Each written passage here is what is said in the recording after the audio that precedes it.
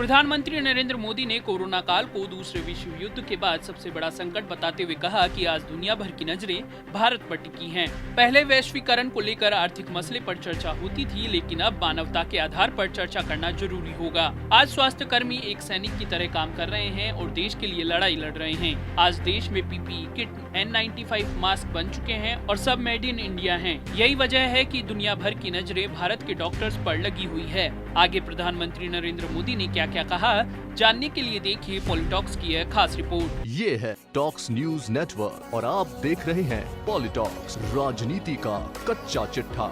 प्रधानमंत्री नरेंद्र मोदी ने सोमवार को कर्नाटक की Rajiv Gandhi university of health science के सिल्वर जुबली कार्यक्रम को संबोधित किया। इस मौके पर सीएम बीएस येदियुरप्पा भी मौजूद रहे। वीडियो कॉन्फ्रेंस के जरिए पीएम मोदी ने संबोधित करते हुए कहा कि दूसरे विश्व युद्ध के बाद आज सबसे बड़ा संकट आया है। जैसे विश्व युद्ध के बाद दुनिया बदल गई थी, वैसे ही कोरोना के बाद दुनिया पूरी तरह से बदल जाएगी। पहले वैश्वीकरण को लेकर आर्थिक मसले पर चर्चा होती थी, लेकिन अब मानवता के आधार पर चर्चा करना जरूरी होगा। स्वास्थ्य को ध्यान में रखते हुए भारत ने पिछले 6 साल में बड़े फैसले लिए हैं और हम 4 पिलर पर काम कर रहे हैं। संबोधन में पीएम मोदी बोले कि हमारा लक्ष्य है कि देश में वैश्विक लेवल की मेडिकल सुविधाएं शुरू की जाएं। इसके अलावा हर जिले में मेडिकल कॉलेज की स्थापना करने का लक्ष्य रखा गया है। आज आयुष्मान भारत की वजह से देश में 1 करोड़ से अधिक लोगों को राहत पहुँची है और उनका मुफ्त में इलाज हुआ है। प्रधानमंत्री नरेंद्र मोदी बोले कि आज स्वास्थ्य कर्मी एक सैनिक की तरह काम कर रहे हैं और देश के लिए लड़ाई लड़ रहे हैं। कोरोना वायरस नहीं दिखता है, लेकिन कोरोना वॉरियर्स की मेहनत आज दिख रही है। पीएम ने कहा कि दुनिया भर की निगाहें आज भारत के डॉक्टरों पर टिकी है। मिशन इंद्रधनुष,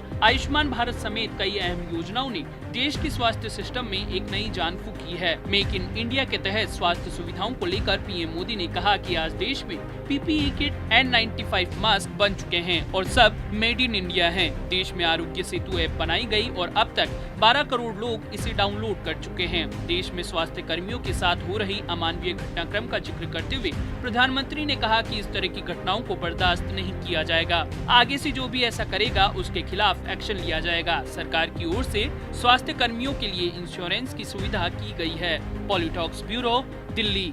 ये है टॉक्स न्यूज नेटवर्क और आप देख रहे हैं पॉलिटॉक्स, राजनीति का कच्चा चिट्ठा।